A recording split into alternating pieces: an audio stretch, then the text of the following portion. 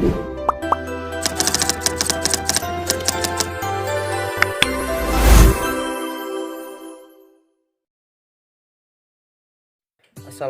warahmatullahi wabarakatuh.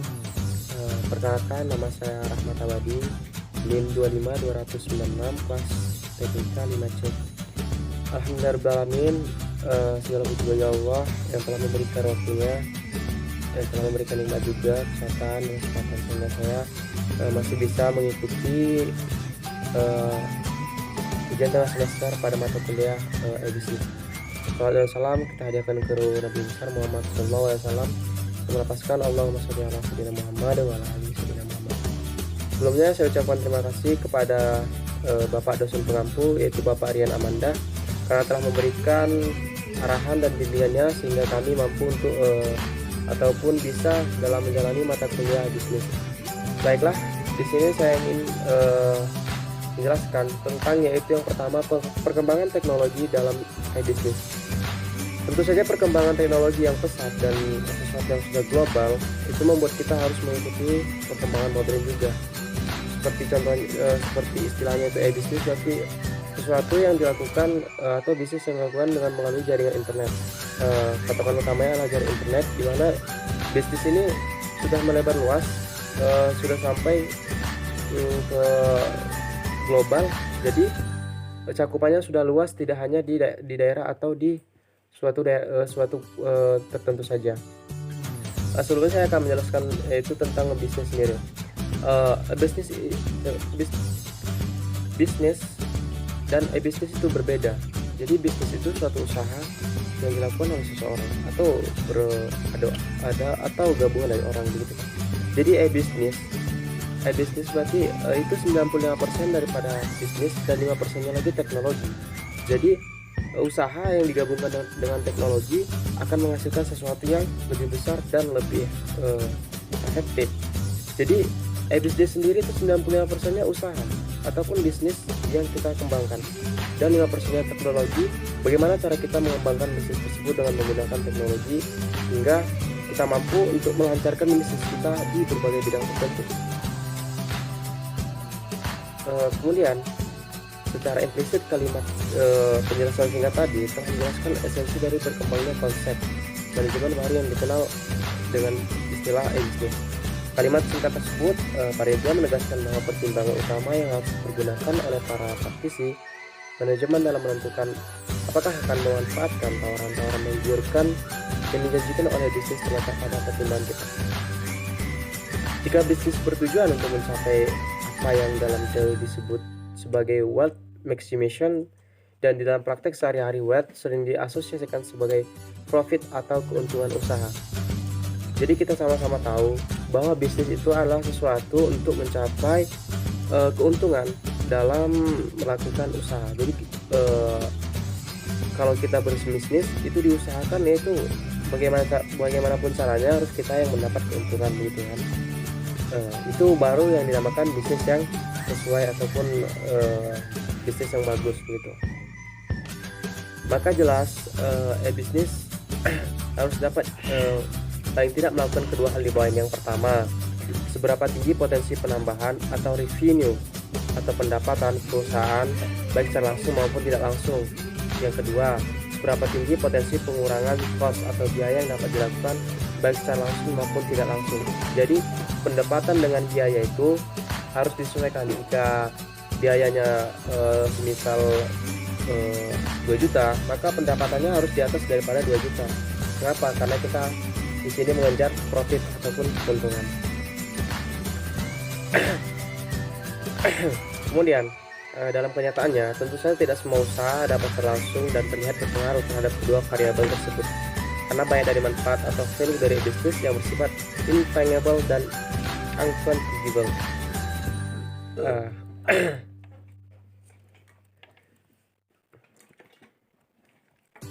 Jadi kalau kita ingin melakukan bisnis, apalagi kita terutama anak-anak muda, itu bagaimanapun caranya kita harus mengembangkan pemikiran kita, ataupun kita harus mampu melakukan usaha di mana usaha itu mampu menghasilkan sesuatu yang baik untuk kita, ataupun itu mendapat keuntungan dari usaha yang kita lakukan. Kemudian e-business melibatkan proses bisnis yang mencakup seluruh rantai nilai, pembelian elektronik dan manajemen rantai supply, pemrosesan elektronik, penanganan pelayanan pelanggan, dan bekerja sama dengan mitra bisnis. Jadi kalau kita membuat bisnis sendiri tanpa ada kerjasama dengan mitra bisnis, itu memang menghasilkan keuntungan, tapi hanya menghasilkan keuntungan yang bisa dibilang hanya sedikit. Tetapi jika kita sudah bergabung dengan mitra bisnis dan kita menjalankan bisnis kita dengan mereka, otomatis nanti keuntungan akan lebih besar. Dan untuk masalah pembagian keuntungan itu tergantung kesepakatan. Yang penting keuntungan yang dicapai itu akan lebih besar. Jadi ketika kita ingin berbisnis, utamakan kita itu mencari join ataupun relasi ataupun hubungan bisnis kita. Standar teknik khusus untuk e-business adalah memfasilitasi pertukaran data antara perusahaan. E-business solusi perangkat lunak yang memungkinkan integrasi proses perusahaan intra dan interbisnis. E-business dapat dilakukan dengan menggunakan web, internet, intranet, atau beberapa kombinasi dari semuanya. Apalagi kita sudah sama-sama tahu bahwa di Indonesia penggunaan internet itu melebihi daripada jumlah penduduknya. Jadi jika kita membuka usaha dengan menggunakan e-business, tentu peluang usaha dan kemungkinan profit atau keuntungan yang dapat akan lebih besar. Karena jelas seluruh warga Indonesia, baik itu yang sudah tua, yang muda, yang anak-anak, sudah mampu menggunakan internet dan mereka lebih cenderung berbelanja online. Nah, jadi itu adalah peluang usaha di mana kita bisa mampu membuat e-business menjadi lebih berkembang. Pada dasarnya perdagangan elektronik atau EC adalah proses pembelian, mentransfer atau bertukar produk, jasa, dan atau informasi melalui jaringan komputer, termasuk internet. EC juga bisa benefit dari berbagai perspektif, termasuk proses bisnis, layanan, belajar, kolaboratif, masyarakat. Baru-baru ini peran aktivitas online di industri bisa telah mengalami progresi ke arah efisien, ke arah yang lebih mudah tentunya kan, dan mendukung proses bisnis dasar daripada peran aslinya penjualan online sebagai bagian dari penawaran produk. Jadi bisnis di sini bukan hanya bisnis dalam hal penjualan barang ataupun penjualan jasa gitu ya. Jadi bisnis di sini juga termasuk seperti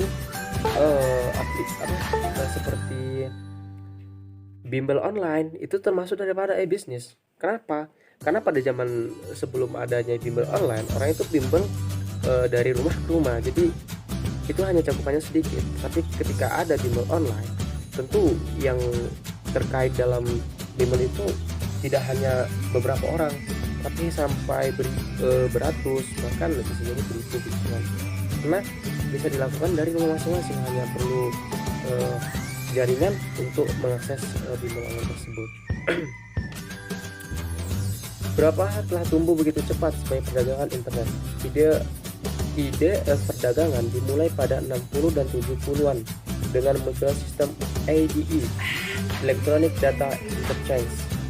E-business berarti menggunakan internet dan teknologi online untuk menciptakan efisiensi operasi, kemudahan dalam menggunakan prosesnya, dan karenanya meningkatkan nilai kepada pelanggan. Ini adalah internal fokus istilah e-commerce dan e-business yang sering disalahgunakan dan dipertukarkan, tapi sangat penting untuk memahami perbedaan. Aplikasi dapat dibagi menjadi 3 kategori. Business Internet System yang pertama, yaitu Customer Relationship manajemen hubungan pelanggan, saling berhubungan. Yang kedua, Enterprise Communication and Collaboration. Tentu maknanya adalah itu saling collab ataupun saling menjalin hubungan, bagaimana bisnis itu bisa berjalan dengan baik.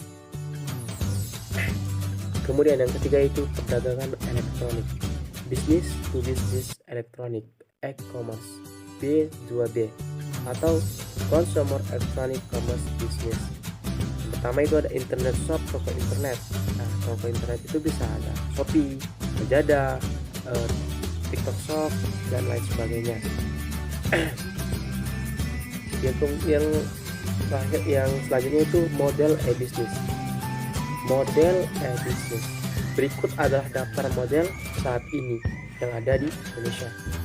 Yang pertama itu e-shops, kemudian e-commerce, kemudian e-procurement, kemudian email atau email, kemudian e-auction, kemudian virtual communication, kemudian collaboration platforms, kemudian ada third party marketplace, kemudian ada juga value chain integrators, kemudian ada value chain service provider, kemudian ada information broker, dan telecommunication. Yang terakhir, customer relationship. Kemudian saya akan melanjutkan pada materi yang kedua, yaitu tentang baiklah, selanjutnya yaitu business plan. Plan perencanaan bisnis usaha perencanaan. Jadi sesuatu usaha yang direncanakan itu 50% akan berhasil karena sudah ada perencanaan, tidak hanya asal-asalan melakukan sesuatu gitu. Kemudian sebuah bisnis akan berjalan dengan baik jika seseorang pengusaha merencanakan dengan baik. Terdapat istilah bijak, work well planned is work half done, yang artinya setiap pekerjaan yang telah direncanakan dengan baik berarti 50% pekerjaan itu sudah dilakukan. Menurut penulis, terdapat beberapa langkah untuk membuat sebuah bisnis plan. Ada beberapa langkah untuk membuat bisnis plan atau bisnis perencanaan. Yang pertama, melakukan evaluasi pada lingkungan sekitar. Jadi kita sebelum memulai bisnis, kita harus tahu target apa, bisnis apa yang ingin kita lakukan, dan siapa targetnya. Atau target ini bisa dibilang konsumennya. Jadi kita lihat situasinya. Jika di situasi tersebut misalnya di situasi tersebut belum ada makanan yang lebih mewah begitu kan, bisa kita buat bisnis dengan membuat makanan mewah, dimana kita juga melihat situasi jika kita membuat makanan mewah tersebut, apakah orang-orang tersebut akan menyukainya atau tidak. Jadi dalam arti konteks kita harus melihat situasi dan target pasaran kita. Yang kedua itu menentukan tujuan terhadap bisnis yang dijalankan. Tentu setiap orang yang telah melakukan bisnis pasti ada tujuannya. Tujuan utamanya itu agar bisnis berkembang dan menghasilkan sesuatu begitu. Kemudian yang ketiga membuat pengukuran. Pengukuran di sini bisa dari modalnya berapa begitu kan. Kemudian sumbernya dari mana, kemudian daya manusia, maksud daya manusia di sini jenis kemampuan manusia yang mana yang bisa kita gunakan untuk pengembangan bisnis kita.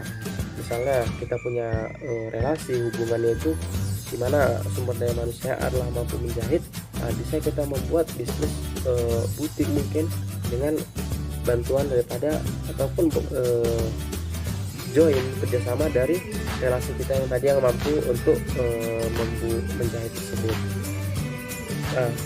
Setelah penjelasan itu saya akan menjelaskan juga pengertian daripada business plan.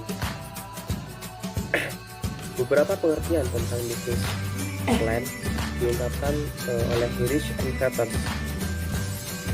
yang mengatakan bahwa the business plan is a written document prepared by the entrepreneur to describe all the relevant external and internal elements involved in starting a new venture.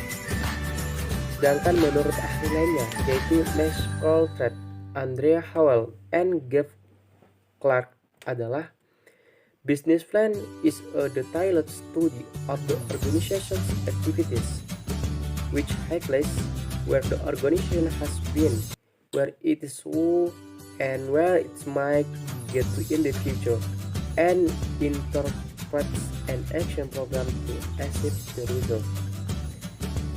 Kemudian menurut Bukhari 1995, business plan adalah dokumen tertulis yang disiapkan oleh wirausaha yang menggambarkan semua unsur-unsur yang relevan, baik internal maupun eksternal, mengenai perusahaan untuk memulai suatu usaha. Isinya sering merupakan perencanaan terpadu menyangkut pemasaran, permodalan, manufaktur, dan sumber daya lainnya. Jadi perencanaan bisnis atau business plan merupakan penelitian mengenai kegiatan organisasi sekarang dan yang akan datang dan menyusun kegiatan untuk mendapatkan hasil yang diinginkan yang dituangkan dalam suatu dokumen perencanaan. Dengan arti lain, business plan ini adalah bagaimana usaha kita untuk melakukan usaha dengan dibarengi dengan perencanaan. Jadi kita merencanakan terlebih dahulu, kemudian kita membuka usahanya. Agar apa? Agar usaha yang kita jalankan tidak sia-sia. Karena jika kita buka usaha tanpa ada perencanaan, kita bingung apa yang akan kita lakukan pertama, apa yang akan kita lakukan selanjutnya, dan bagaimana nanti hasil dan tujuannya. Jadi setelah ada perencanaan, kita bisa meminimalisir kerugian ataupun kegagalan dalam usaha kita.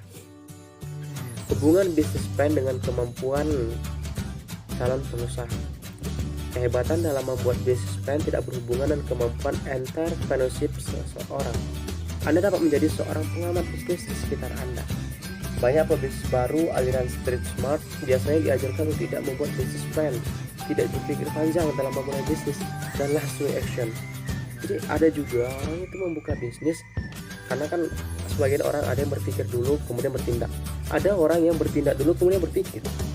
Tapi itu tidak bermasalah juga karena tergantung daripada kemampuan seseorang tersebut. Jika seseorang mampu untuk bertindak duluan kemudian dia berpikir, itu sesuatu yang hebat dan itu sesuatu yang tidak semua orang bisa gitu kan. Tapi seakan-akan lebih baik membuat planning duluan baru kemudian kita membuat usahanya. Hal ini bisa saja terjadi karena rencana ini lebih sering salah daripada benar. Terlalu banyak faktor yang perlu diperhitungkan, apalagi di era internet.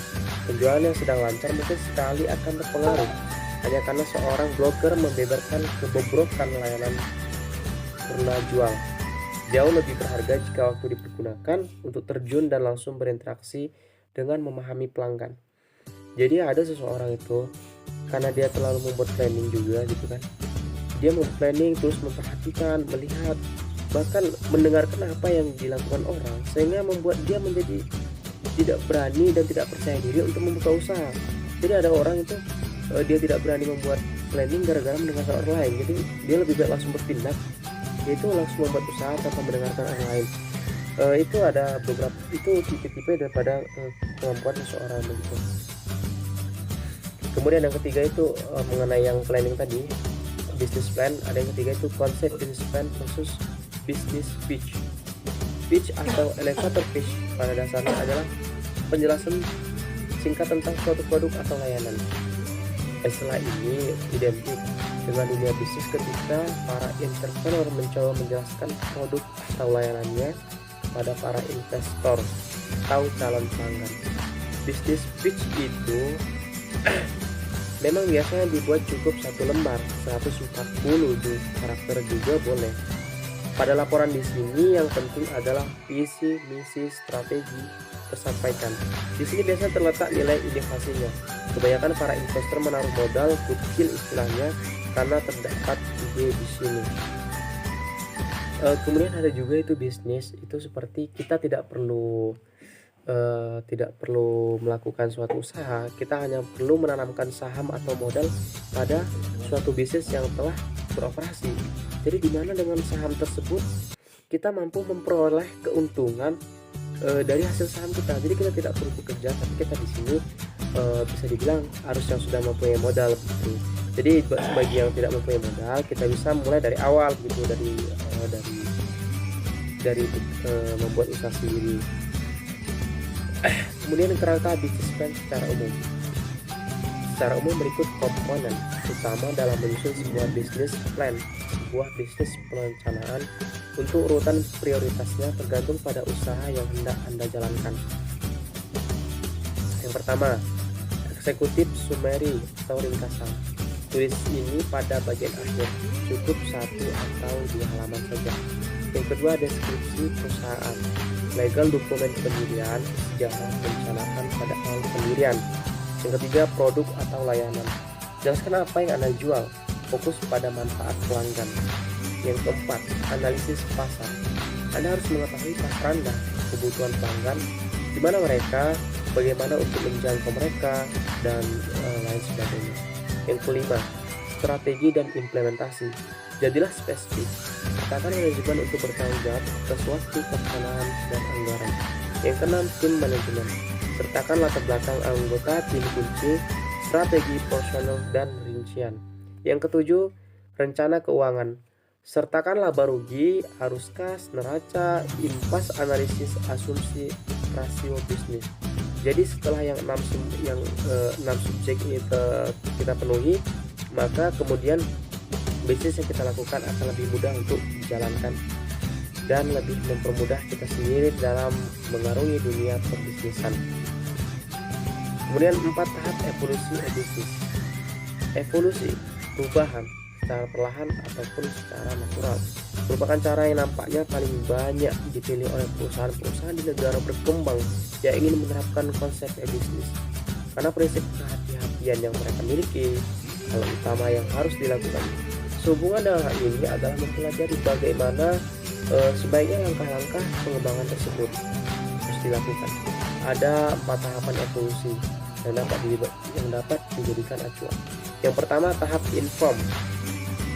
Tahap awal ini biasa terjadi adalah adanya unit-unit kecil di dalam perusahaan yang mulai mencoba membangun program-program kecil software berbasis internet. Contohnya adalah pengembangan homepage yang menampilkan profil organisasi di internet, atau membangun website yang isinya adalah produk-produk dan jasa-jasa yang ditawarkan perusahaan kepada pelanggannya. Kemudian yang kedua yaitu ada tahap automate. Tahap berikutnya adalah mencoba untuk mengintegrasikan beberapa unit dalam perusahaan yang masing-masing telah mengimplementasikan konsep tujuan bisnis. Yang menjadi dasar penggabungan modul-modul ini biasanya adalah sebuah rangkaian proses yang saling berhubungan. Kemudian yang ketiga yaitu ada tahap integrate atau integrasi.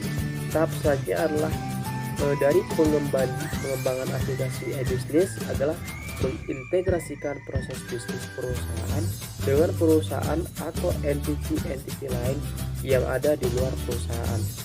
Bedanya dengan automate yang lebih menekankan pada target efektivitas, pada integrate tujuan utama perusahaan adalah meningkatkan dan mengembangkan kinerja perusahaannya secara signifikan. Sedangkan integritas proses bisnis antara perusahaan dengan pihak luar pada tahap ini sangat tinggi. Itu levelnya lebih tinggi daripada yang kita bayangkan berikut. Yang keempat, tahap reinvent, tahap terakhir. Di dalam evolusi dapat secara efektif diimplementasikan jika ada perubahan paradigma mendasar dari manajemen perusahaan, terutama yang berkaitan dengan cara mereka melihat bisnis yang ada.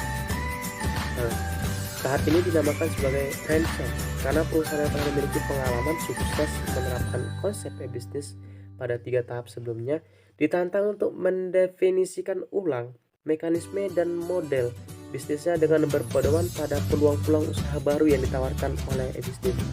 Jadi pada tahap ini suatu perusahaan membuka bisnis baru karena mereka telah berhasil pada bisnis kecil. Jadi membuka bisnis baru dalam konteks yang lapangan lebar begitu.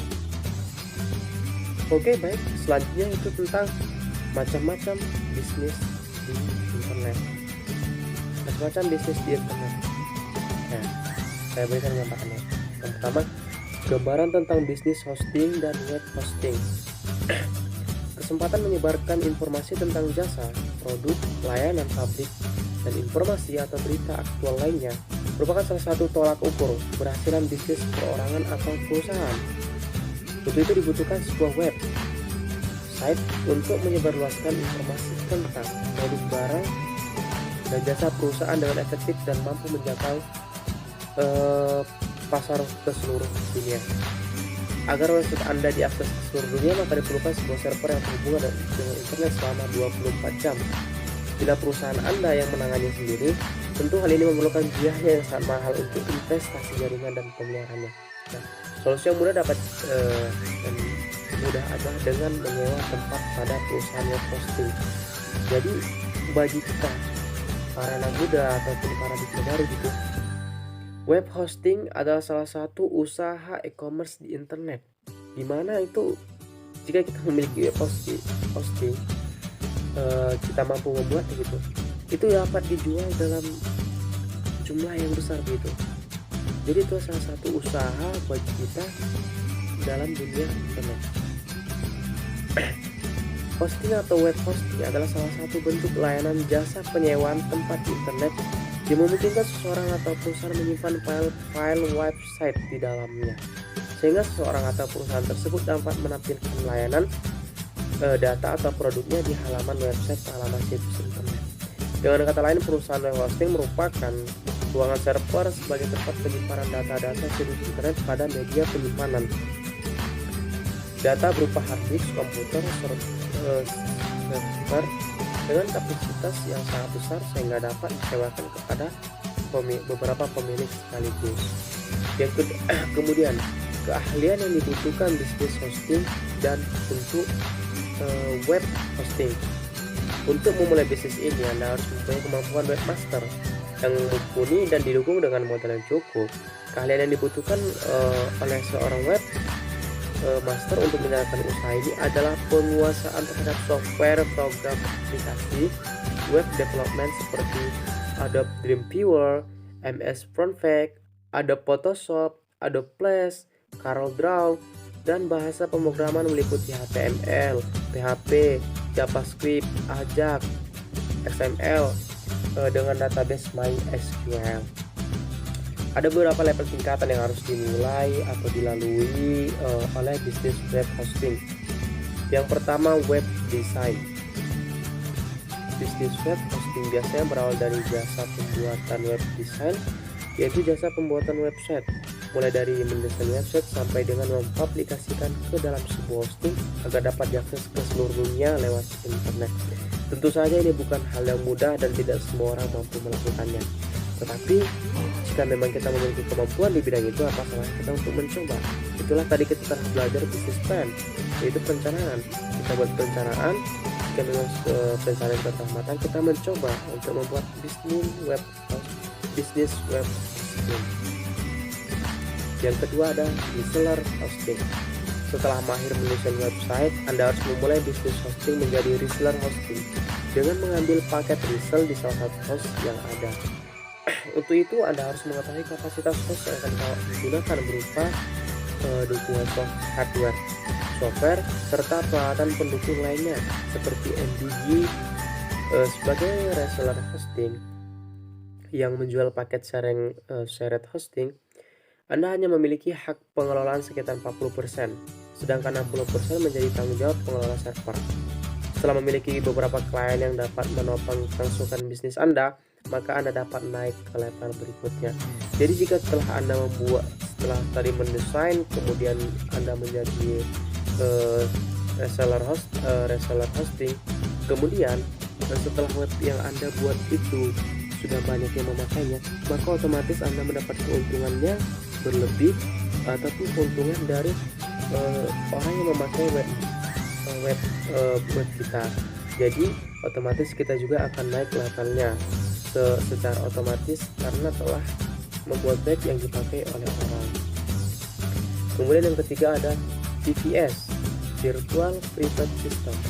Pada level bisnis ini, Anda dapat mengelola server dan bisnis host secara lebih leluasa karena Anda memiliki tanggung jawab pengelolaan sekitar 75%, sedangkan 25%-nya menjadi tanggung jawab pengelola server. Untuk pembelian VPS yang telah dilengkapi dengan hosting panel seperti cPanel, Direct Admin, Flex, Anda menjual paket reseller hosting dan share hosting. Yang keempat ada decided. Apabila Anda sudah sampai pada tingkat decided, maka Anda dapat mengelola bisnis hosting secara penuh. Dalam tingkatan bisnis ini, Anda memiliki tanggung jawab pengelola sekitar 98%, sedangkan yang 20% milik data center. Jadi, setelah Anda mampu membuat web hosting, kemudian orang masuk untuk memakai web hosting, Anda hanya perlu mengelola web hosting, sedangkan data-data yang sudah ada di web hosting itu Anda tahu semua isinya begitu. Jadi setelah kita mampu membuat web hosting, orang masuk kemudian mereka menyimpan data mereka di situ, kita tahu apa data yang mereka simpan. Itu untungnya kita mendapat keuntungan, kita juga tahu apa yang mereka simpan. Jadi kita mengerti ataupun kita tahu perencanaan apa yang akan kita lakukan setelah kita melihat data-data daripada klien kita. Kemudian ada business briefing site, website briefing. Website flipping adalah sebuah teknik di mana kita membeli sebuah domain, membuat sebuah situs, lalu menjualnya kembali. Selama ini mungkin Anda sudah terbiasa membuat banyak blog, tetapi tidak pernah terlintas di pikiran kita untuk menjual blog-blog yang Anda punya begitu. Para autoblogger biasanya sangat suka bermain di wilayah ini dengan menjual beberapa blog yang mungkin dinilai tidak terlalu profitable untuk AdSense. Mereka akan mendapat tambahan modal untuk bisa diinvestasikan lagi untuk membuat autoblog baru dengan nice yang lebih profitable. Blog yang baru berusia beberapa hari bisa laku dengan harga $100 ke atas dengan menerapkan metode website flipping. $100, $1 itu sekitar 15.000, jadi $100 kali 15.000, 150.000 untuk blog yang baru kita buat.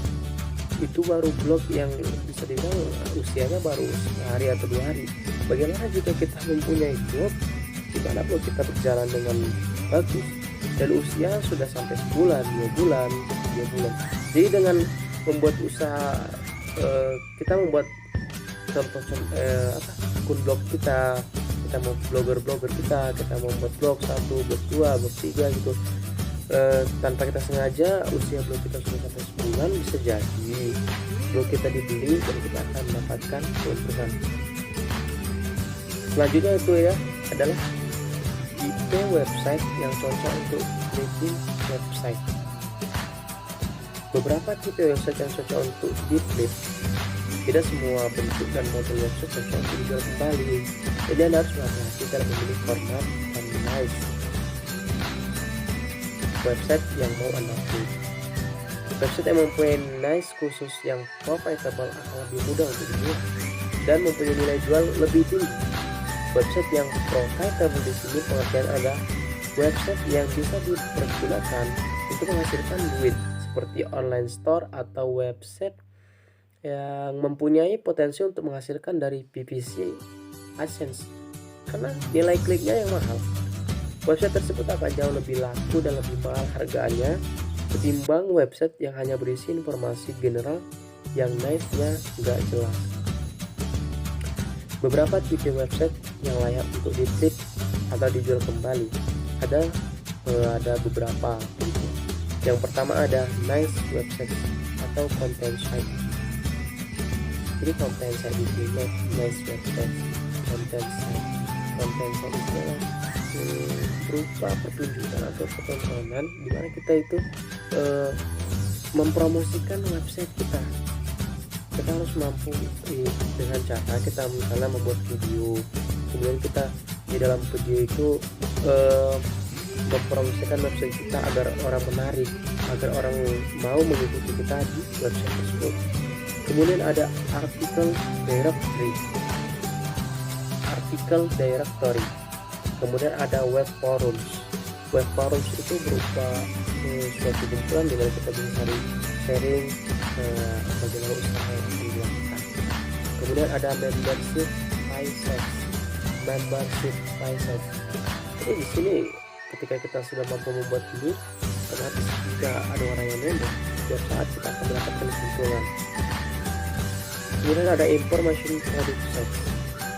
Namun tidak hanya pemilihan type dan niche yang penting di sini, karena pihak pembeli tidak hanya melihat dari sisi niche, namun juga dari sisi optimasinya. Banyak faktor yang dilihat oleh pembeli untuk sisi optimasi di sini.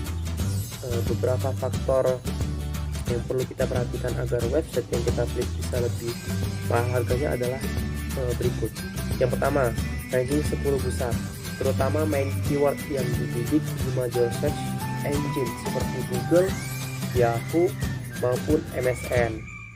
Itu sudah website yang memiliki nilai jual tinggi begitu ya. Kemudian ada yang kedua, mempunyai domain yang mengandung keyword utama yang dibidik. Kemudian yang ketiga, mendapatkan real traffic yang lumayan dan bisa dicek secara langsung dengan extreme tracking. Kemudian yang keempat, itu mempunyai konten yang unik dan mengandung beberapa keyword dan alternatif keyword yang dibidik. Biasanya website yang Anda jual jika memenuhi kriteria di atas kriteria yang saya sampaikan tadi, maka bisa dipastikan bisa laku minimal 10 kali dari excess earning lainnya per bulan. Jadi satu website itu bisa laku 10 kali setelah memiliki ataupun seperti yang saya jelaskan tadi telah memenuhi bagian-bagian tersebut. Jadi Anda membuat satu website Anda mampu dijual atau bisa dijual sebanyak 10 kali. Untungnya jika kita mampu untuk membuat website. Oleh karena itu kita perlu melakukan research sebelum benar-benar membuat website yang diklik. Even itu riset yang dibilang sangat simpel saja, terutama riset keyword baik di tingkat kompetisi maupun tingkat pencariannya. Kemudian ada di sini bagian bisnis forex trading. Forex atau secara umum kerap disingkat FX adalah kependekan dari foreign exchange, alias pertukaran mata uang asing. Dalam bahasa kita dikenal FALS atau valuta asing. Forex trading dengan demikian merupakan perdagangan mata uang kedua negara yang nilainya berbeda dari waktu ke waktu. Contohnya $1 di Amerika 15.000 rupiah di Indonesia. Perjualan mata uang ini kalau kita mampu menguasainya itu akan menghasilkan sesuatu yang perubahan besar, ataupun kita akan mendapatkan sesuatu yang lebih berbeda. Mata uang yang biasa diperdagangkan dalam forex adalah uang negara-negara maju seperti dolar Amerika, yen Jepang, Swiss francs, pound sterling Inggris, Australia dollar, dan euro. Semua mata uang itu lazimnya dipertukarkan atau diperdagangkan secara berpasangan atau disebut pair. Misalnya UR berpasangan dengan GBP, UR itu euro berpasangan dengan pound sterling Inggris. Ada CHF Swiss francs berpasangan dengan GBP, pound sterling Inggris. Ada USD dolar Amerika, ada UEL dan euro berpasangan dengan USD dolar Amerika dan lain sebagainya. Yaitu hanya mata uang negara-negara maju saja yang dipergunakan di sini. Perlu diketahui bahwa forex market adalah pasar yang paling liquid dan paling besar di dunia. Ada triliunan dolar tiap uang yang berputar di pasar forex setiap harinya. Jumlahnya sering melebihi BNP, Bruto Nasional Produk, negara-negara maju. Luar biasa. Tidak satu pihak pun dapat mengendalikan harganya di pasar untuk waktu yang panjang, kecuali pasar itu sendiri yang menggerakkannya. Forex adalah produk investasi yang sifatnya liquid dan bersifat internasional. Jadi kesimpulan ataupun yang dapat saya sampaikan dari penjelasan tersebut adalah merupakan penjelasan tentang bagaimana usaha itu mampu berjalan dengan lancar dan bagaimana kita mampu untuk membuka usaha. Apalagi sesuatu atau seseorang anak muda itu dituntut untuk mampu melakukan sesuatu perubahan. Suatu perubahan di sini bisa dengan ke sistem pemerintahan, bisa juga dengan sistem kepada pendidikan begitu. Tapi di sini saya menekankan untuk perubahan pada dunia usaha, pada dunia bisnis, pada dunia e-commerce.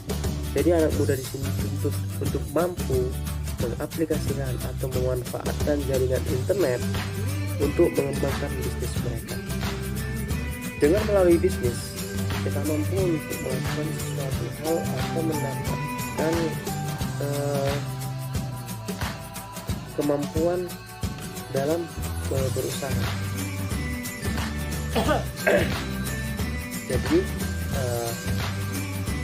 pada para anak muda, pada para semua teman-teman, ayo kita memulai untuk melakukan sesuatu itu bisa berupa bisnis agar kita mampu untuk memiliki usaha sendiri begitu, ataupun memiliki mata pencarian di mana kita itu bermanfaat untuk orang lain dan juga bermanfaat untuk diri sendiri. Sekian dari saya, jika banyak kata-kata saya yang salah, saya mohon maaf, dan mungkin videonya akan saya akhiri. Terima kasih kepada seluruh audiens dan terima kasih kepada Bapak terutama. Sekian dari saya akhiri. Assalamualaikum warahmatullahi wabarakatuh.